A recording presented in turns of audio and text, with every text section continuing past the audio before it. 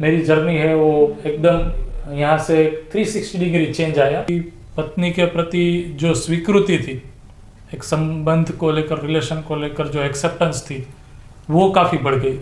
तो ये चेंज मुझे मेरे हस्बैंड में मिला कि एक विश्वास के साथ कैसे हम व्यक्त होते हैं।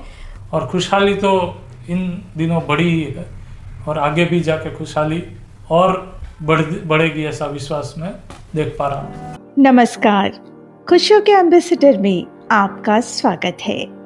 क्या आपने अपने खाली समय में बैठकर कभी महसूस किया है कि हमारी अपनी जिंदगी में परिवार की कितनी अहमियत होती है?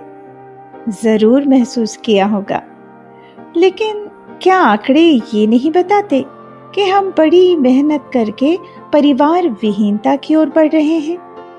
इस भौतिकवादी दुनिया में देश हो या विदेश, पैसों की चकाचौंध में खोए हर युवा के अंदर ये ख्याल आ ही जाता है कि मुझे अलग रहना है। ये दौर घनघोर भौतिकता का है, मगर इस दौर में भी कुछ लोग ऐसे भी हैं जिन्होंने करियर के स्थान पर परिवार के साथ जीने को प्रायोरिटी दी है। खुशियों के एम्बेसडर में आज हम आपकी मुलाकात कराने जा रहे हैं कंप्यूटर इंजीनियर पारस कलारिया जी से, जिन्होंने कंप्यूटर फील्ड में पैसों की चकाचौंध से हटकर कुछ अलग फैसला लिया।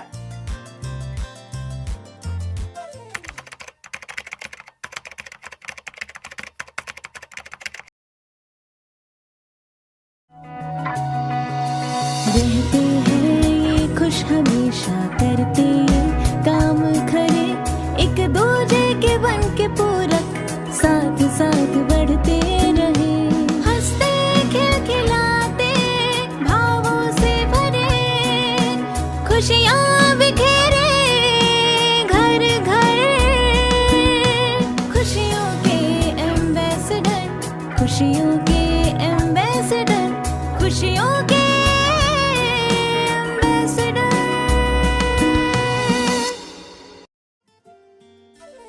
पारस भैया को कई जगहों से ज्यादा पैसों के जॉब ऑफर्स भी आए, लेकिन पारस भैया ने परिवार के साथ रहने का मन बनाया और अपने गृहनगर राजकोट में ही रहते हुए यूनिवर्सिटी में टीचिंग को अपना करियर बनाया।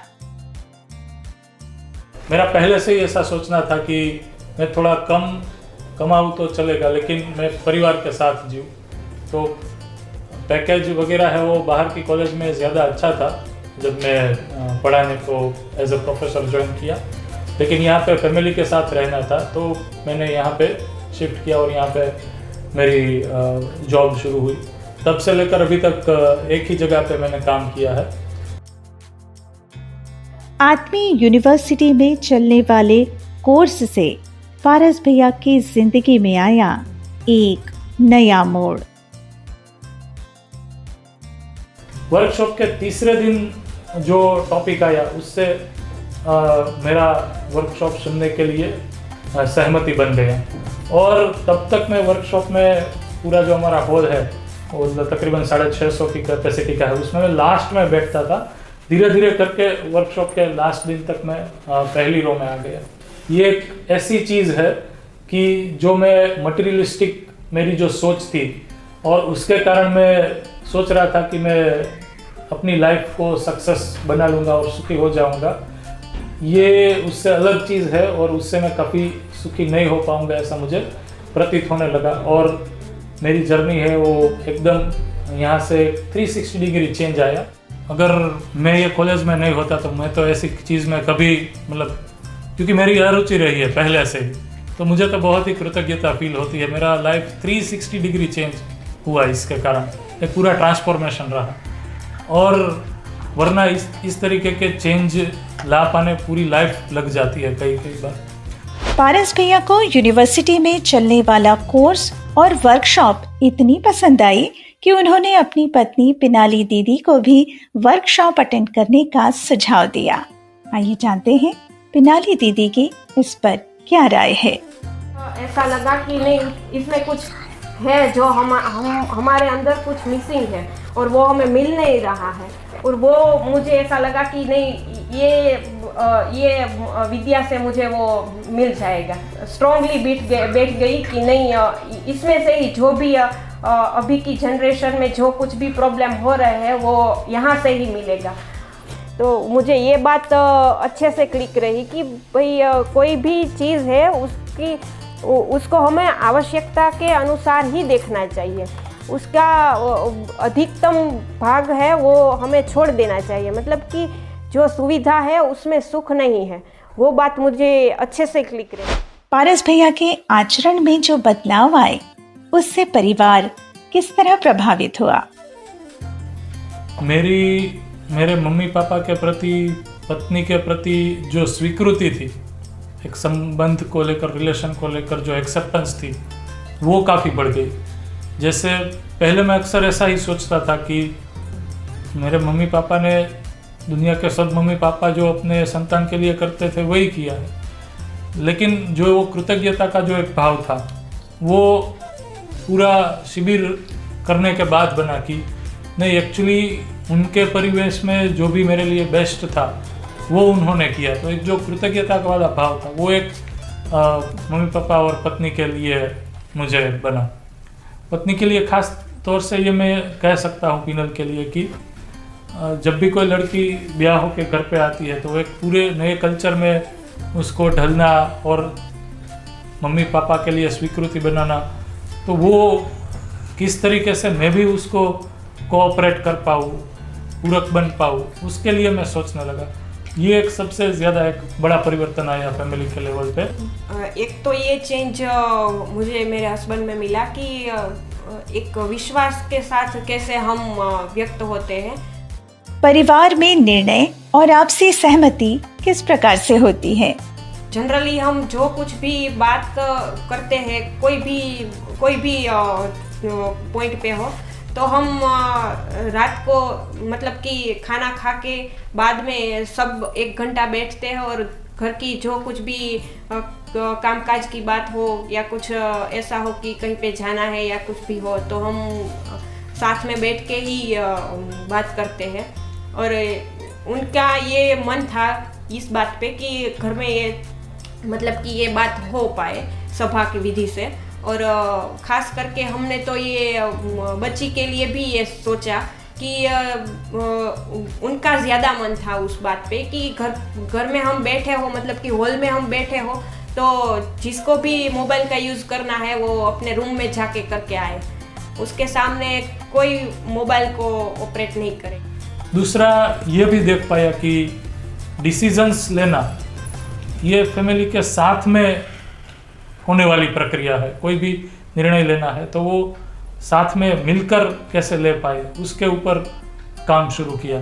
तो धीरे धीरे उसमें भी काफ़ी अच्छा मतलब रिजल्ट मिला, ऐसा दिख रहा। परिवार में आए परिवर्तन। विद्या से हमारे परिवार में जो परिवर्तन आया है वो बहुत अच्छा रहे। वो हम तो देख रहे हैं, लेकिन हमारे आसपास के जो सगा संबंधी, भाई भतीजा, सब लोग समझ रहे हैं कि उसके अंदर में कुछ परिवर्तन है। भविष्य की योजना क्या है? जैसे फैमिली अभी हम क्या देख रहे हैं वो है, तो मैं अब ये देख पा रहा हूँ कि एक तो अध्ययन है वो एक कंटिन्यूअस प्रोसेस है और वो परिवार में आचरण पूर्वक जीकर ही होता है। सूचना पठन एक अलग बात है, तो परिवार में आचरण पूर्वक जी पाए, जहाँ पे हम काम कर रहे हैं वहाँ पे आचरण पूर्वक जी पाए, और धीरे धीरे जो एक स्वावलंबन पूर्वक जीने की दर्शन में बात है, यानी अपनी आय का जो विधि है वो कैसे प्रदूषण मुक्त हो पाए, शोषण मुक्त हो पाए, ऐसे करके एक उपकार विधि से जीने का प्लेटफॉर्म अगर हम कर पाए और जी पाए, तो यही फ्यूचर प्लान है। और चूँकि मैं एजुकेशन से भी जुड़ा हुआ हूँ तो उसकी जो कमियां है उसको भी देखा है, उसमें जो अच्छी बातें हैं उसको भी देखा है, तो कमियां को दूर करके और अच्छी बातें हैं उसको कैसे पूरक करके एजुकेशन में, शिक्षा में, व्यवस्था में किस तरीके से इसको और अच्छी तरीके से ले जाए, यही भविष्य की योजना के तौर पे मैं देख पाता हूँ। हाँ, ये तो बुरी बन रही है। मेरे को लग रहा है ये जो कर रहा है ये सही है।